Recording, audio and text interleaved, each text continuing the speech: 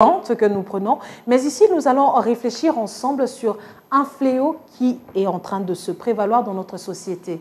Beaucoup d'entre vous ont certainement déjà entendu parler des vidéos telles que Saint-Georges.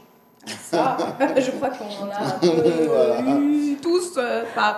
bon, de toute façon, on en a eu de toutes les couleurs. Hein, on en a vu, Alors, nous avons eu le dossier Saint-Georges, mais qui venait en écho de ce qui s'était passé dans une des écoles de Kinshasa. En effet. Dans une autre école, c'était Aurore, je pense.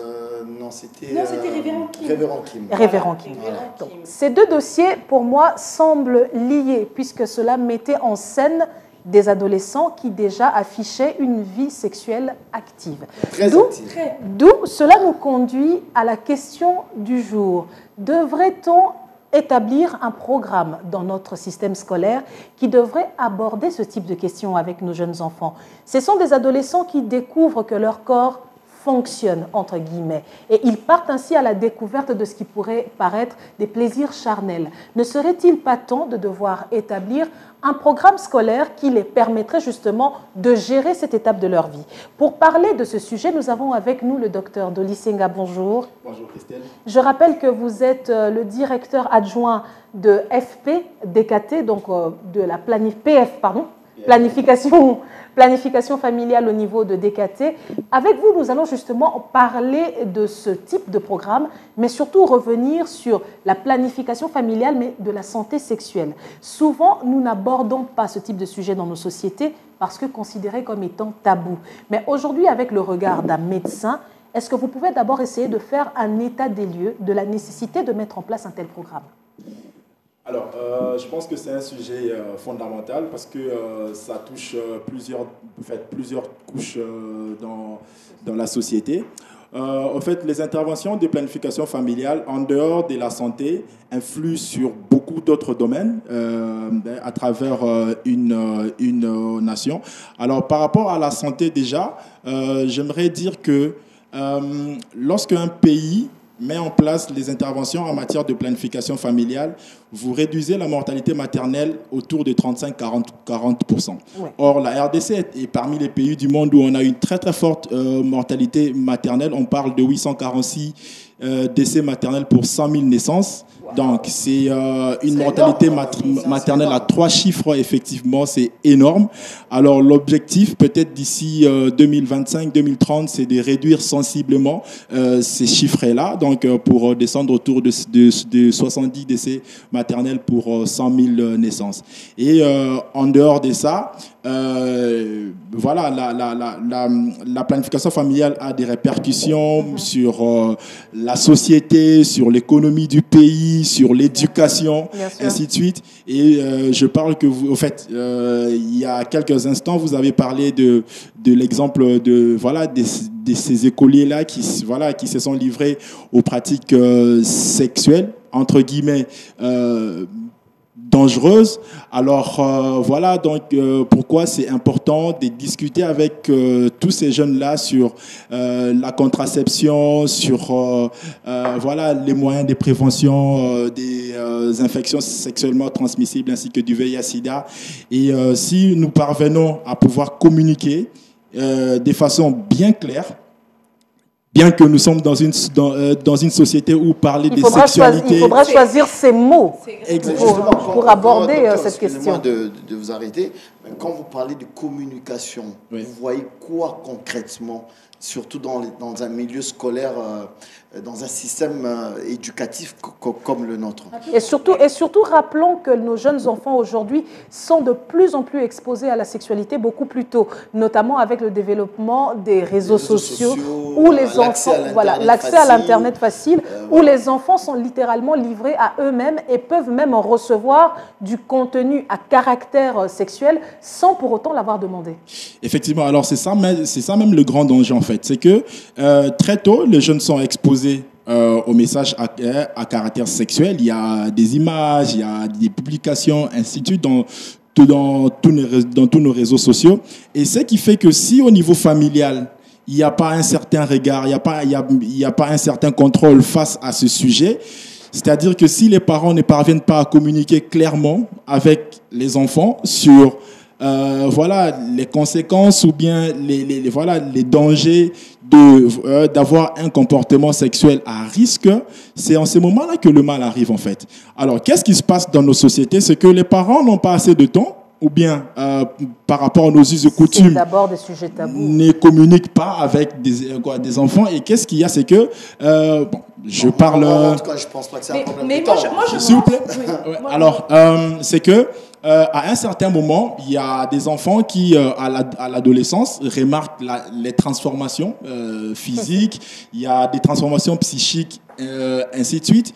Et parmi les premiers signes, en fait, vous allez remarquer que le jeune garçon aura tendance à découvrir ce qu'il y a dans le sexe opposé, et c'est vice versa. Et tellement que les parents n'ont pas cette habitude de pouvoir discuter, de pouvoir communiquer, qu'est-ce qu'il y a? C'est qu'ils vont chercher l'information ailleurs. L'information diffuse, l'éducation diffuse. Effectivement. Pardon. Et ce qui arrive que en fait, là où vous allez chercher l'information, que la personne n'est pas suffisamment informée ou bien n'a pas la bonne information, en général, ce sont les mythes, ce sont voilà voilà tout ce qu'il y a comme légendes urbaines que l'on rencontre, voilà. Alors, ce qui fait que les jeunes s'exposent aux pratiques sexuelles, notamment des pratiques sexuelles non protégées. Alors, je vais partir avec une statistique qui va peut-être faire mal, mais il y a à peu près 18% de jeunes ici en RDC qui connaissent leur premier rapport sexuel avant l'âge de 15 ans. Vous imaginez? Non, mais c'est horrible. Quand 18%? 18%. Ok. 18%. Et que il y a 4,3% de jeunes de moins de 15 ans qui ont leur premier bébé. Imaginez. Oh, Seigneur. Et c'est 27% quand on passe dans la tranche d'âge de 15 à 19 ans. Ok. Alors, il y a eu une étude qui a été menée, en fait, les enquêtes de démographie ainsi que de santé, je pense, il y a quelques années. On a remarqué qu'il y avait à peu près 600 000 naissances chez les jeunes de moins de 18 ans. Et que quand on fait un peu de calcul, 600 000 naissances pour toute la RDC. Exactement. Et quand on fait un peu de calcul, ça fait 68 bébés par heure. Pour Alors, mineurs. Pour des mineurs, entre 14 et... Voilà, en fait, c'est dans la tranche d'âge de 15-24 ans. 15-24, d'accord. Voilà, mais pour Vous la avez dit plupart... 60 bébés par 68 bébés par heure. 68 bébés par heure. Alors, imaginez, bon, je prends l'exemple des 600 000 naissances. Okay. Je prends le Stade de Martyrs. Hier, malheureusement, on n'a pas pu faire un bon score. Alors, on ne pas revenir là-dessus. Je sais que ça fait un peu mal. Alors, imaginez qu'on a 6 stades de Martyrs pleins avec les filles de moins de 18 ans, chacune portant un bébé. Seigneur. Ce n'est pas normal. Voilà. Et c'est grâce à cela que DKT a pu, à un certain moment, en 2016, lancer un programme Battle Lobinayo pour apporter de l'information, pour apporter les messages de sensibilisation, surtout auprès des jeunes. Exactement, sur les recours aux méthodes de contraception, mais aussi aux méthodes de prévention du VIH. Si on est sexuellement actif, ça c'est très important de pouvoir noter. Et en dehors de ça, on ne s'est pas seulement limité par rapport à l'information ou bien à la sensibilisation, mais nous sommes allés jusqu'à l'offre de service en fait. Parce que c'est bien de parler, de communiquer, mais lorsque vous ne rendez pas disponible le service, alors il y a aussi un grand problème. Le service, mais moi j'ai l'impression... Alors voilà, alors par rapport au service, c'est qu'aujourd'hui à Kinshasa, vous avez par exemple des pharmacies où qui ont signé un partenariat avec DKT. Alors, DKT a formé ces pharmaciens-là en santé sexuelle et reproductive. Et ce sont des points où les jeunes peuvent avoir les conseils, mais aussi les services en matière de contraception. Mais est-ce qu'on n'assisterait pas, désolé de réagir, oui, généralement, ce type d'information est gratuit, mais est-ce qu'on n'assisterait pas un peu à une sorte de déviation, justement? Pourquoi ne pas intéresser le parent qui devrait encadrer les jeunes? Et pourtant, on y met un intermédiaire. Or, plus il y a des intermédiaires, moins la communication peut être efficace. Et puis ça, c'est de un. Et puis de deux, nous sommes dans une société où justement la pratique sexuelle, les pratiques sexuelles sont réglementées dans un cadre légal. En tout cas, c'est l'orientation que l'on aimerait donner. Le fait de divulguer, entre guillemets, ces différentes techniques, est-ce que ce n'est pas une façon de légitimer un peu le sexe pratiqué de manière illégale? Et au-delà de ça, moi je vais renchérir la question. Est-ce que ça ne serait pas aussi bypasser un peu le rôle de l'État congolais et des parents? Parce que moi j'estime que cette tâche devait revenir à l'éducation nationale, vu que tous ces jeunes-là, on suppose, vous parlez des jeunes entre 12, 15 et 24 ans, ça veut dire que en principe, c'est des jeunes qui sont soit à l'école, soit à l'université, et si le message passait par là, ça aurait peut-être un impact, mais passer par des pharmaciens qui n'ont aucune autorité, déjà numéro 1, sur ces adolescents.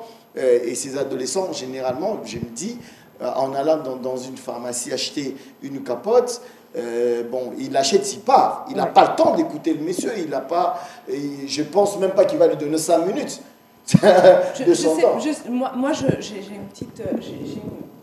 Comment on peut dire? Je peux donner un peu mon avis. Je n'ai pas fait mes études scolaires en RDC.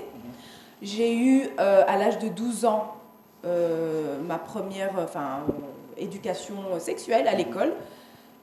J'en parlais un peu à mes cousines qui étaient justement ici au Congo. Elles n'avaient pas la même... Et je pense que c'est grave que l'État ne se rend pas compte que même, par exemple, en Europe, les chaînes, chaque pub avant les chaînes, on voit un jeune, dernièrement c'est sur une chaîne, j'ai beaucoup apprécié, c'était un jeune qui était avec ses amis et pouf, à la télé, ils ont eu à voir je pense que ce que j'ai compris, c'était un viol. Et on entend clairement la femme dire non, non. Et l'autre qui dit mais non, elle dit ça juste pour... Et on entend maintenant le jeune dans sa tête dire... Donc en fait, quand elle dit non, en vérité, ça veut dire qu'elle veut dire oui. On est en train de créer, entre guillemets, des prédateurs sexuels après, parce que... En Europe, on dit quand c'est non, c'est non. Ce n'est pas oui ou peut-être ou non. Quand c'est non, c'est non. Je trouve que vraiment, au Congo, on a des pubs pour la boisson, on a des pubs pour... qui sont réglementées depuis un moment. Voilà, mais on n'a pas assez parce que c'est l'État. Pour moi, ce n'est pas les parents, parce que les parents ont leur charge, ont leur lot de charges. C'est l'État qui doit réglementer pour toutes les chaînes, de faire passer un message qui va réveiller ces jeunes-là. Oui, là c'est l'aspect médiatique, mais on revient quand même au docteur pour parler justement de ces intermédiaires. Oui, effectivement, c'est... déjà que je n'avais pas fini tout ce que j'avais à déballer. Ouais, alors ça montre vraiment l'importance du sujet. Alors au niveau pays, il y a un programme national de la santé des adolescents ainsi que des jeunes. Et je pense que toutes les thématiques en matière de la santé sexuelle et reproductive, je pense qu'ils sont développés dans un contexte adapté aux jeunes, où il y a des campagnes qui sont réalisées ça et là dans des universités, dans des écoles. Mais le problème, en fait, c'est que c'est vraiment un problème d'appropriation, en fait, du message ou bien du contenu au niveau de notre ministère de l'EPSP. C'est que les cours d'éducation sexuelle, c'est vrai qu'il y en a, mais dans plusieurs écoles, en fait, il n'y a pas ce message-là bien clair. Apparemment, même les professeurs, ils sont gênés. Ils viennent avec le message de façon, je peux dire, pas directe, mais un peu contournée, un peu détournée. Alors, ce qui fait que tous ces jeunes-là ont de l'information dans leur environnement, c'est quoi? C'est-à-dire, ils se réfèrent aux grands frères du quartier, aux grandes sœurs du quartier, ainsi de suite. Et parfois, ce n'est pas la bonne information. Ouais. Alors, pour finir, en fait, pour essayer un peu de renchérir par rapport à une question qui nous a été posée, c'est que nous ne sommes pas en train de bypasser le système familial, en fait. C'est qu'il y a, au niveau du programme national de la santé de la reproduction, il y a des stratégies de communication qui ont été élaborées au niveau pays, où au niveau de chaque zone de santé, il y a ce qu'on appelle par des cellules de communication. Donc, il y a des gens qui ont été formés en planification familiale qui descendent dans toutes les couches de la société pour discuter sur toutes les thématiques et essentiellement la thématique en matière de santé, en fait, de la planification familiale. Et ces relais communautaires-là, en fait, ils ont le rôle de pouvoir communiquer pour que les individus, les couples puissent changer voilà, leur comportement, bien leur manière de voir les choses. Avec l'exemple de DKT, dernièrement, nous avons formé les pères éducateurs hommes. C'est que nous avons compris que parfois, dans la société, l'homme peut être un frein par rapport à la promotion du service, de l'accès à la contraception pour leurs femmes, parce que vous savez, il y a quelques sociétés dans notre pays qui sont des sociétés pro-natalistes. Ouais. Alors, vous imaginez si on n'intervient pas sur l'homme, parfois ça peut être communiqué et ça peut être compliqué. Et quand les gens perçoivent ce message-là, en fait, déjà, au niveau familial, ils essaient un peu d'en parler puis de résoudre le problème. Pourquoi j'ai parlé de la pharmacie? Parce que vous savez, aujourd'hui, quand on a un problème, un petit souci de santé, le premier réflexe n'est pas forcément d'aller à l'hôpital.